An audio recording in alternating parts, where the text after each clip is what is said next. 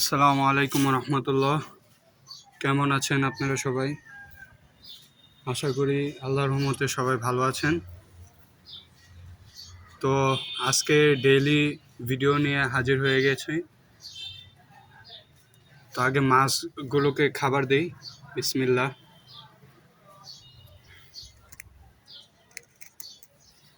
এখানে ছায়া থাকে তো তাই ভিডিওর কোয়ালিটিটা এত সুন্দর হয় না। একটু প্রপার লাইট পড়লে ভিডিওটা খুব সুন্দর হয়।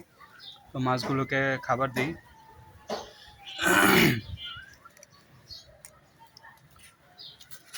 প্লাটির বাচ্চাগুলোকে খাবার দিই। হ্যাঁ,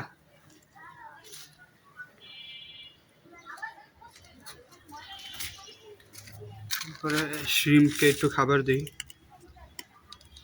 শ্রিম্পে এখানে প্রচুর এলগি আছে, তারপরে একটুখানি খাবার দিয়ে দিই, যদি প্রয়োজন হয় খেয়ে নিবে। শ্রিম্প কিন্তু লুকায় আছে এইখানে পাথরের, এই যে পাথরগুলো দেখতেছেন না, এখানে লুকায় থাকে পাথরের নিচে। তো এই যে ফাইটারের ফিমেলটাকে একটু খাবার দিই। তো আমাদের ঘরে যেই মাছগুলো আছে ওগুলো ইনশাল্লাহ নিয়ে আসবো উপরে। তো ওই মাছগুলোকেও আপনাদেরকে দেখানোর চেষ্টা করব। ওই মাছগুলো ঘরে থাকার কারণে সবসময় ভিডিও করা সম্ভব হয় না, তো ওইটাও দেখানোর চেষ্টা করব। এই যে প্লাটিগুলোকে খাবার দিই। এটা খাবার দেওয়া শেষ হইলে আপনাদেরকে এখন চিলের কি অবস্থা তা দেখাবো। এই দেখুন,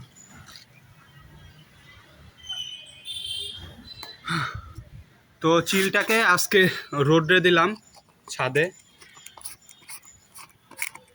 আপনাদেরকে দেখাই।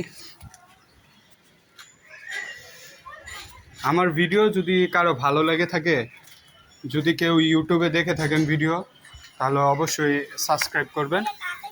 আর যদি ফেসবুকে ভিডিও দেখেন অবশ্যই ফলো করবেন, লাইক কমেন্ট করবেন। তো এই যে আমার চিল এইখানে দেখেন।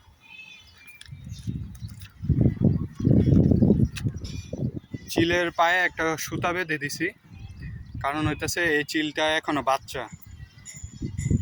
তো কালকে একবার উড়ে চলে গেছিল, একটা গাছে বসছে, বেশি উঠতে পারে না, এরপরে আবার গাছ থেকে পড়ে গেছে। এর কারণে যাতে না উড়ে তাই আর কি এই পায়ের ভিতরে সুতা বেঁধে দিছি। ওকে একটু রোদ্রে রাখছি ছাদের উপরে।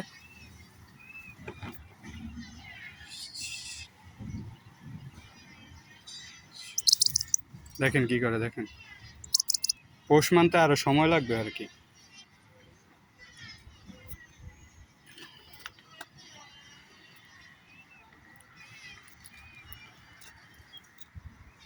এই পায়ের সুতাটা ছুটানো ট্রাই করতেছে, দেখছেন কত চালাক এটা।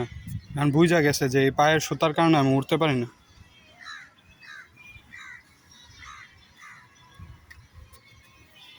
তো ওকে খাওয়ানো হয়েছে, এখন একটু রোদ্রে রাখছে, রোদ্রে রাখলে ভালো হবে।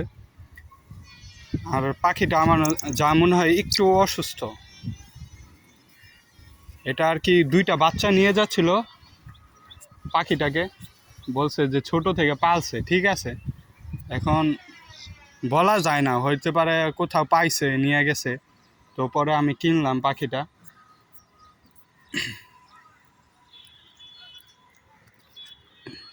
আর এটা পাখিটা যে ছাড়া যাবে প্রকৃতিতে এই পরিস্থিতি নাই।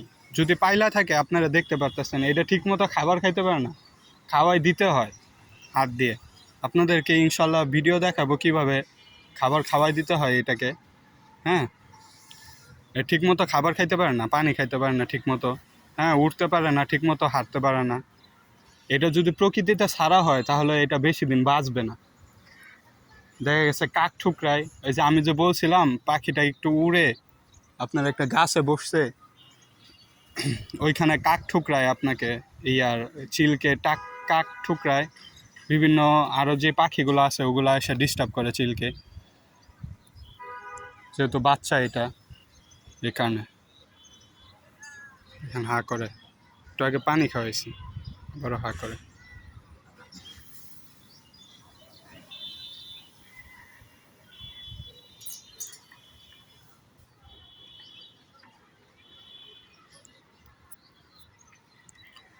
তো আজকের মতো এই পর্যন্তই, দেখা হচ্ছে অন্য কোনো ভিডিওতে। তো চিল সম্পর্কে আপনারা কে কী জানেন অবশ্যই কমেন্টে জানাই দিয়েন, কিভাবে দ্রুত পোষ মানানো যায়। হ্যাঁ, তো আমিও রিসার্চ করা শুরু করছি, আপনারা যারা যারা জানেন এ সম্পর্কে অভিজ্ঞ অবশ্যই জানাবেন। আসসালামু আলাইকুম রহমতুল্লাহ।